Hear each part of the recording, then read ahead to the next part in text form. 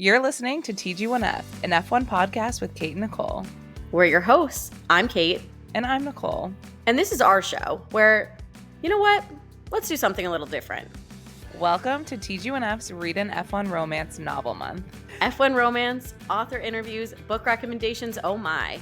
Join us for a month-long celebration of F1 romance authors and the stories that get our hearts racing. Because while F1 drivers are filling their shelves with trophies, we're filling yours with F1 romance novels. Who are we talking to today, Kate? Turn the page and find out. All right, well, welcome to the show. Thanks. Darci St. Thank you so much for being here. Thanks for asking me on. I'm excited. We're excited Absolutely. to chat today. So let's kick it off. Why don't you tell us a little bit about Crash Into Me and the plot, and so our listeners can kind of get an understanding of what the book is about. All right. So Crash Into Me is a second chance romance. It focuses on Maya Ruby and Luca Toscano. Luca's a driver. Maya's a former driver. She was a driver when she was a teenager, and there was an incident, I won't give the plot away, that drove her away from Formula One. But her dad owns a Formula One team, which actually is called Apex in my book. I changed from Formula One, but so people understand, it's Formula One. Her dad owns a team. He dies unexpectedly and leaves the team to her, which is a total surprise. She has assumed a new life, is very happy, lives in Chicago, and a Midwestern girl. The team's located in Detroit. So she has to come back. You know, she's dealing with losing her father, some unresolved family conflicts. And now she's technically, her ex-boyfriend's boss, somebody who very much broke her heart. So there's a lot going on. It's a long book. So you just mentioned, but you kind of came up with this new racing series called Apex, that, like you said, is basically Formula One. But did you take any other kind of creative liberties in creating a new series, and what kind of went into kind of coming up with this new concept of a motorsport series? So I shortened the season because it worked better with the plot line. The Formula One season is so long now. So the Apex season is I also changed some of the race locations, which was super fun. The final race of the season is in Watkins Glen, New York. And that is a very personal thing. My husband's first F1 race when he was a teenager was at Watkins Glen. And so my uncle had taken him there. And so when I was changing around, I'm like, wait, I don't have to go to Austin or Miami or Vegas. This isn't F1 anymore. This is Apex. So I did change it to Watkins Glen. Those were the main things. There were just some rules that I was breaking, and I'm a total rule follower in life in general. So when I started breaking these rules of F1, I live with an F1 purist. So I knew my husband was going to read the draft and say, yeah, that can't happen. And I knew it couldn't happen, and it was kind of bothering me. So creating this new thing just made it possible. In my fictional world, it's no big deal, Yeah. So that was, I feel like that's kind of fun. You get to just kind of create your own rules. You're not, beholden to these rigid rules. And it is true. We have read other F1 romances where you're like, that's not exactly how that works. And then you kind of get taken out of the story. So I like the fact that this is it's a similar racing series, but we're not following the same rules. This is made up. You don't have to have any preconceived notions about this. It makes it easier to put yourself into the storyline. And the other part was, there's some stuff I don't know if it's accurate to F1. It's not like I was going to walk into an F1 headquarters and say hey, can I see your garage? I just want to poke around and maybe I can see how you keep your cars or where your offices are. I was doing so much Googling. Google must be so confused by what I was Googling, writing and revising this book. But it did open up a lot of stuff. And I feel like there are people, even if it was written for women, women are knowledgeable about the sport. It's not we're just watching it because of how the drivers look or how good the drivers are. Exactly. So you've mentioned to us that F1 and IndyCar are your motorsport of choice. So did these series, like, how did these series reflect and influence your writing with Crash Into Me? I would say I love the atmosphere of F1 personally. Like, I've been to a number of F1 races. It's just such an experience. Everything about F1, I think it being so global, I just love it. But when it comes to the actual racing at this point in time, Yeah. like, IndyCar is a really exciting race to watch. Mhm. So that's kind of how I combined those elements. And I was thinking about it a little bit more yesterday. But there was one thing I kind of took, which from IndyCar, which is really strategy, like winning on strategy. Um, but that may be the only major thing that I Hmm. wouldn't even say lifted, because I changed the situation, but it wasn't like, I don't know, F1, as you know, the races aren't all that exciting sometimes. They are just a We're very maybe getting back there now. I feel like the recent races, way better. by the time this comes out, let's hope we're not back to back to what it was. Let's hope it keeps going. But I feel like recent races, I've been like, okay, I'm cautiously optimistic that we're getting exciting racing again, but we'll see. We'll Yeah. see. 100%. So you said you're married to an F1 purist, and his first F1 race was in Watkins Glen, which is so cool. What was like your first introduction into Formula One, and how did you become a fan in the first place? So Formula One, it was always on, obviously, at our house, all the races, and IndyCar races too. So, I mean, really, my intro to racing was IndyCar. We'd only been dating maybe 2 weeks, and he asked me to an IndyCar race, and I was like, "Yeah, So okay, Oh, fun. yeah, yeah, That is such a good date. yeah." That's yeah. like a good like first few dates. How fun. And we lived in Chicago, both of us at that time. So we went to a race outside of Chicago, and it wasn't all that long ago, but it seems really long ago based on this story, which was he got in a mailer, since he went to a ton of races, from Marlboro, and so Okay. he's like, "Oh, will you call this number?" Like, he had to work or something, so I called the number, and we got free tickets to the race, and then the free headsets to listen to the Mm, race. So that was my first race. So we That's went to amazing. Chicagoland Speedway, which is an oval. And, I eagerly said yes to this date, because obviously I was really into him, because we're now Yeah. married. Um, and we got there, and I remember we were walking through. It was just so exciting. There was so much to do. I saw the Wienermobile, which seriously, like, I lost my mind. I was like, this is so exciting. I was like, this is going to be the best thing I see all day. But You're obviously, like, wow, this is crazy. I can't believe I'm in the presence of the Wienermobile. yeah, I have That's my so picture fun. with the Wienermobile. I was so excited. Um, but we had the headsets. But the kicker is, I agreed to this date. I got the tickets, and then realized I was doing a triathlon the next day. And so, Perfect. which, you have to be there at like 5 a.m. And so, Yeah. Mhm. anyway, long story short, my husband, now husband, was like, we'll leave early. Just whenever you want to leave, we'll leave. I did not want to leave. I was just so hooked, because we had the headsets. I'm listening to Yeah. talk. And I was like, yeah, I don't want to go. I totally bombed that triathlon. I think I actually DNF'd it, because I lost my timing chip at some point during the race. I don't even know how to do that anyway.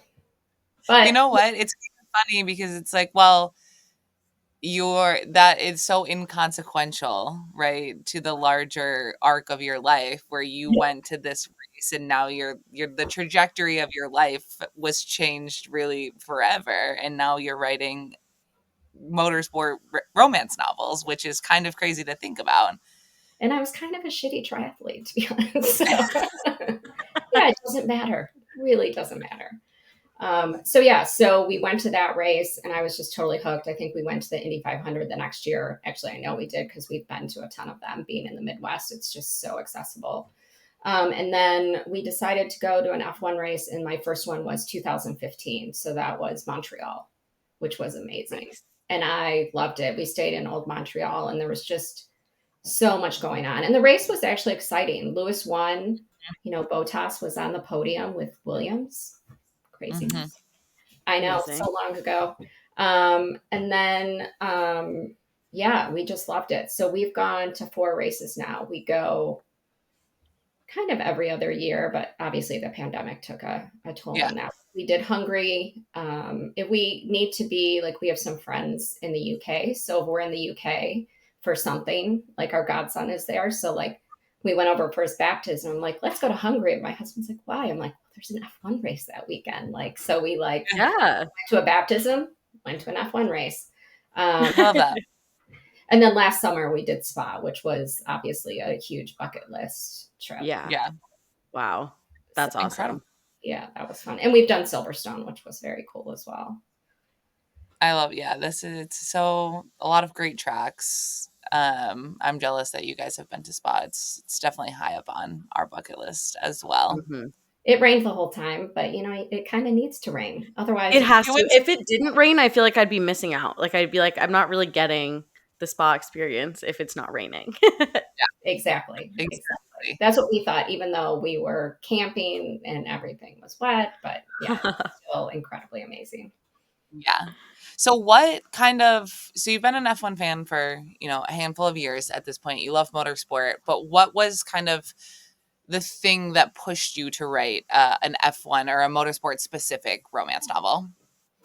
I had started reading, I think it was probably in 2015. I started reading sports romance, hockey romance, but everybody's gateway drug to sports. Yeah.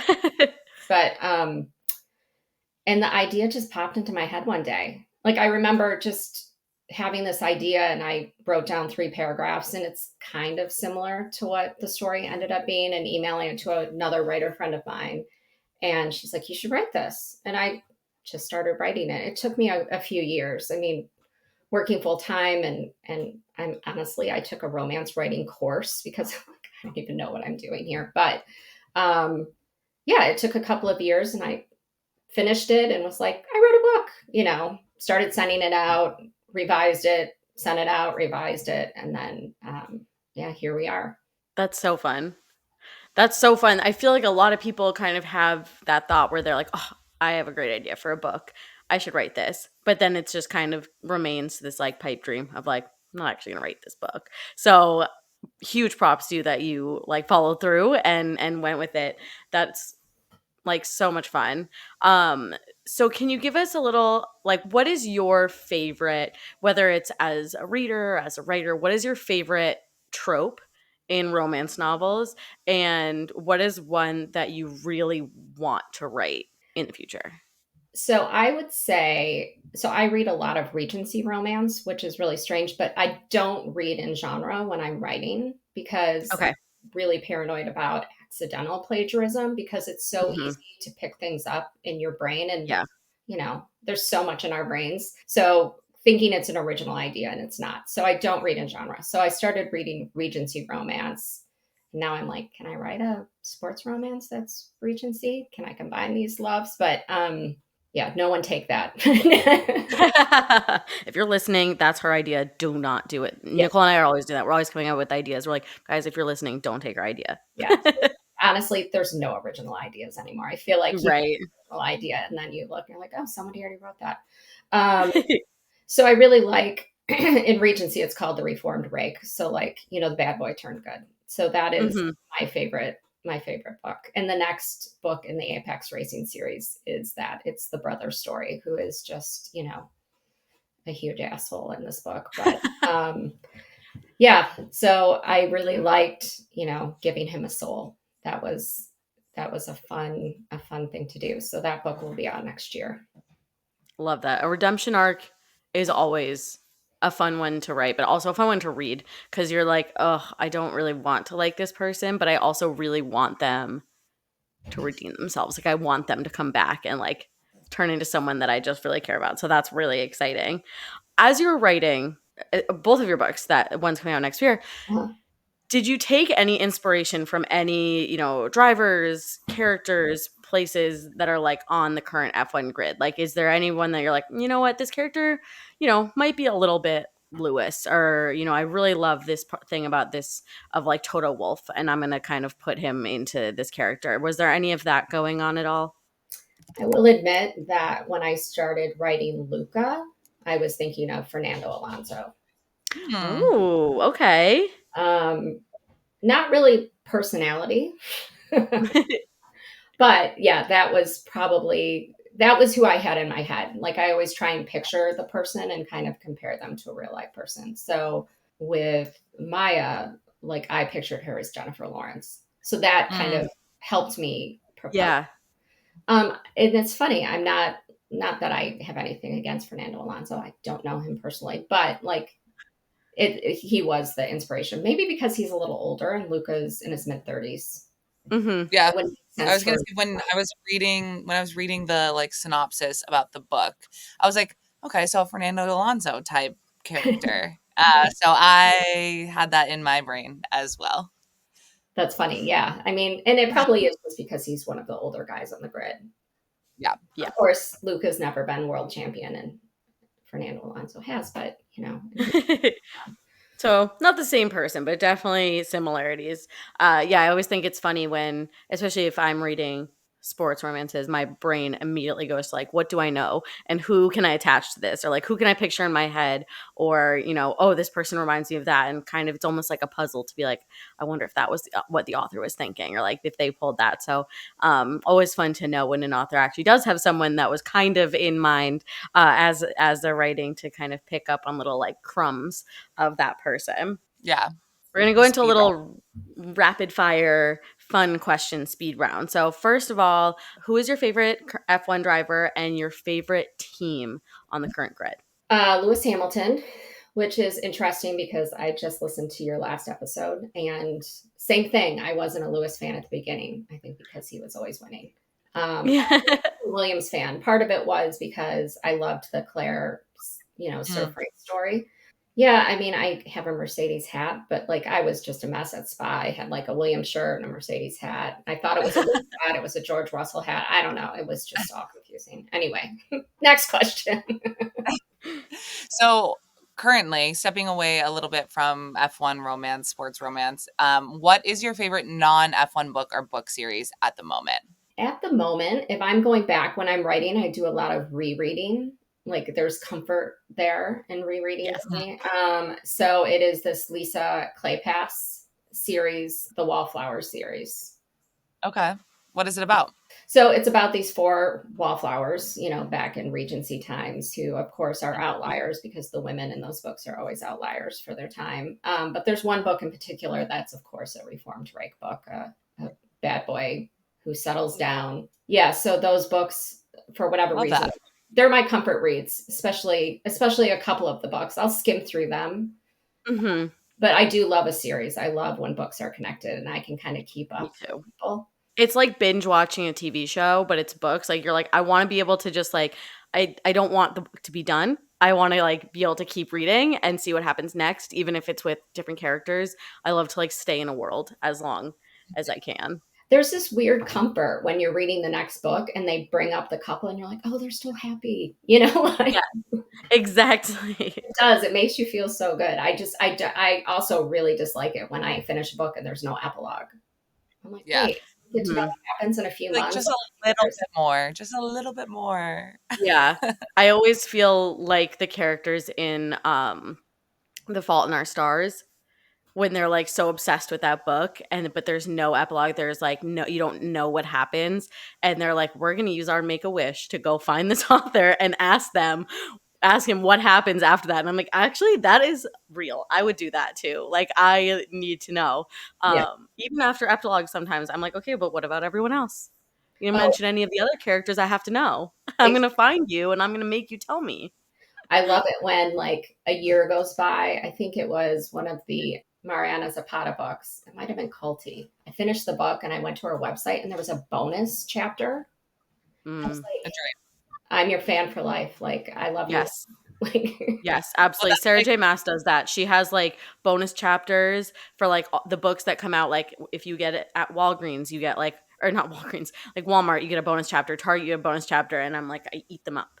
But yeah. I always save them until the end so that I'm like, I can go back and I can read more. I love Emily Henry because like in all I don't know if you've ever read an Emily Henry book, but she has little nods to her other like couples in all of the books. And so it's like such a treat when you're like waiting for it and you get to it and you're like, oh, they mention a book that was written by the characters from her first book that she's written, or they see a character at the airport. And so it's like so fun to just kind of like have those little nods. So I agree. So hopefully you provide that I for do. us in your second book.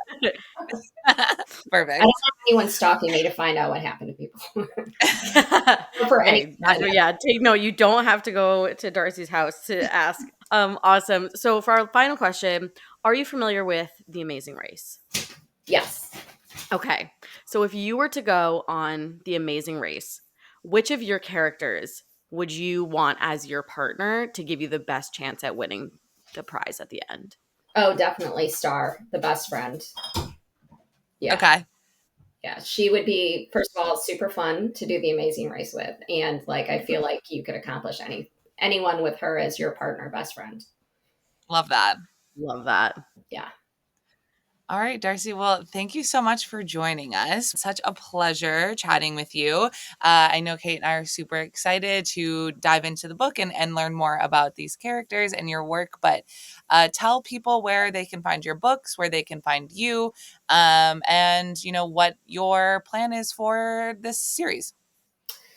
So the Apex Racing series, right now I have 3 full-length novels planned and then 3 novellas. Novellas for like non-racing characters, novels when there's racing involved. In the US and Canada, you can find the books Amazon, Barnes and Noble, Kobo. I'm not sure if it's surfaced on Apple Books yet. I just went wide. I just signed with a publisher in the UK.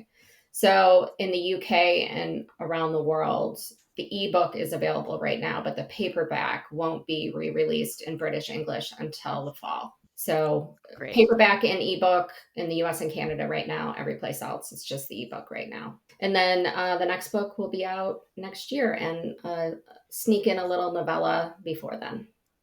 Amazing. Perfect. Yeah. Amazing. Fantastic. Thanks. Yeah, it was really fun being on with you guys. Yeah, thank you so much for being here. Bye. Thanks so much for listening to this episode of TG1F, an F1 podcast with Kate and Nicole. If you like what you heard, don't miss out on the fun between episodes. Keep up with the chaos on Instagram at 2 Girls 1 Formula. That's spelled out TWO girls numerical 1 formula. And check out our website, 2girls1formula.com, to shop cute fan-made F1 merch. See you next week. But like we said, in the meantime, we'll see you on the internet.